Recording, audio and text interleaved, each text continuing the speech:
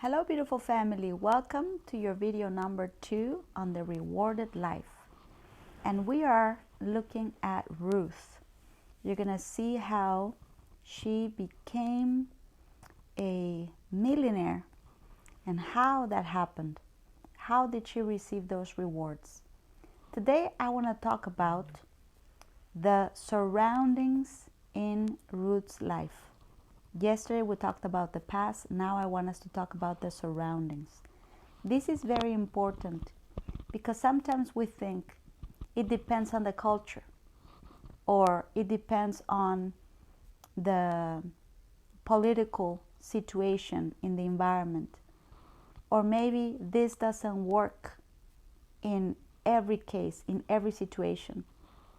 I remember Dr. Murdoch would go to certain countries and they would say, you cannot talk about prosperity here. Here it doesn't work.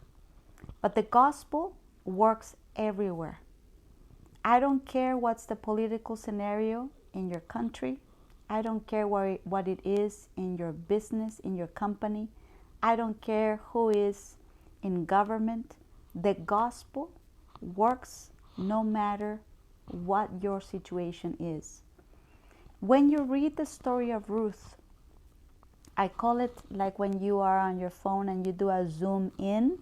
That means you open the screen to look closely at something, and then you can do a zoom out. It means so that you can see the full picture. Well, I am going to invite you in this video to do a little zoom out. Ruth, her husband, her mother-in-law, her husband, and her brother-in-law and his wife, or maybe, yes, brother-in-law and his wife, his sister Orpha, all of them are a family, just like any other family. But there is a lot going on around them. Our culture has an influence.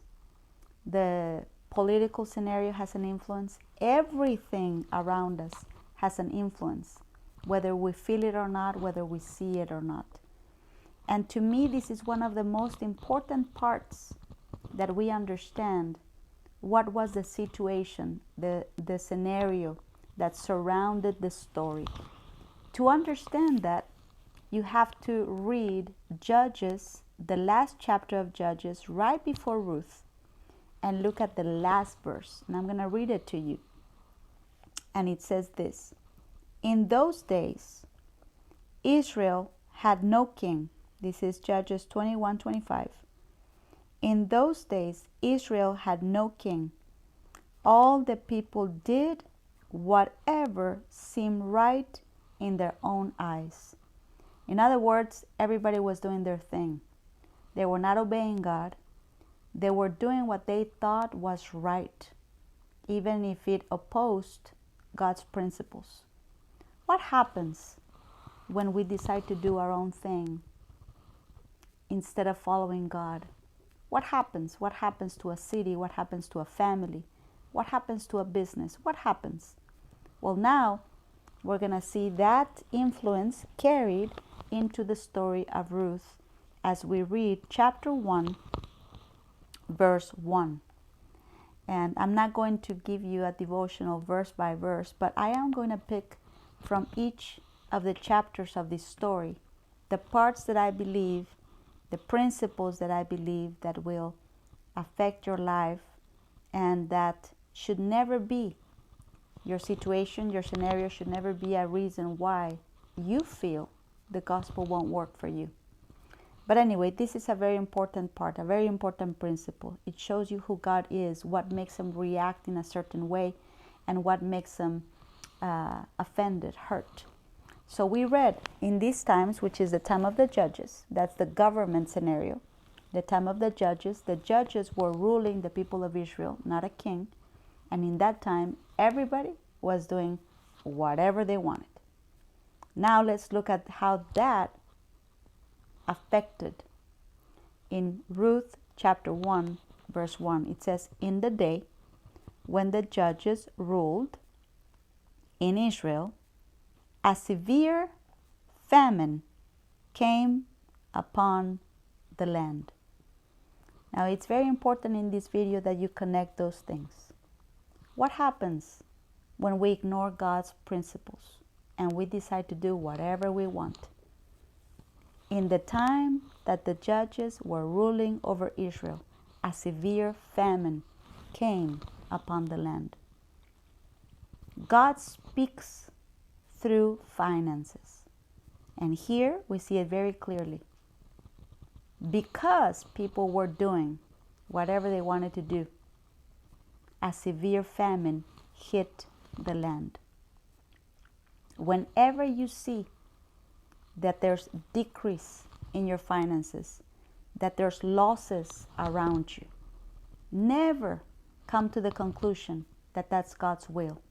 Never come to the conclusion that maybe God's blessing doesn't work for you. Never come to the conclusion that that is His will for your life, to live in lack. No. You must study in your life if there is a door that was open where the enemy entered. Is there an area where you are following your own ways instead of following the Lord's ways? If there's anything in your finances, in the area of forgiveness, in the area of your relationships, in the area of strife, in the area of tithes and offerings, is there any area where the enemy found a door to enter? Because when we do things our way, the enemy has access. God doesn't send a famine. The enemy has access. And now we start seeing a decrease, lack, or in this case, a severe famine entered the land. This is the situation that Naomi and her husband and her 2 children were living in, which made them make a decision to leave Israel because they had no food and they needed to move, and they chose Moab to live there. But that is a very important picture that you have, because Naomi in this book is a very important character. In fact, she is the main character of the story. Even though the name of the book is Ruth, everything is about Naomi. And Naomi recognizes that when there's a famine, God departed. And now, because of that famine, she is leaving Israel. She is going to a different land, Moab, a place that was cursed, but it has food. So this is not about judging why did they go to Moab. That's not the point. The point is they didn't have food and they had to leave. But Naomi understands that famine is always connected to rebellion from the people of God that causes lack. Always connect. Always connect. If there's lack, if there is a decrease, if there is robbery, if there is the acts of the enemy, which is to steal, if you perceive any of that, don't adapt to it, don't endure it, because that's not from God, that's not God's will for you. Immediately ask, Lord, show me where is an open door. And the moment you ask that question, the Lord will lead you. He will show you what it is. And the moment you correct that, you will see a shift in your finances. I encourage you today to see God the way the people of Israel saw Him. They never adapted to lack. They knew whenever was lack, something they needed to check in their heart. And the moment they did, it would go back to increase. It would go back to prosperity. But never adapt to that. Thank you for listening, family. And if you would like to sow a seed to Wisdom for Winning Church in this devotional, this next 30 days, I'm going to ask everybody that is listening, help us go to Brazil. Miss Sophie and myself will go to Brazil the first week of July for a conference there. It's expensive to go there, and we don't want to have the people in Brazil to pay for the expenses. As you know, the Brazilian money is very low compared to the dollar. So to them, this would be extremely expensive. And I believe that God is sending us to prosper them. So would you help us? It doesn't matter the seed amount, whatever you have in your heart, but whatever you do is going to help us so much. We're believing for 50 people to sow $100. But if you don't have that, it's okay. Whatever you have in your heart to sow, we appreciate it. You can sow through Cash App, Wisdom number 4 Winning. You can sow through PayPal or Zelle.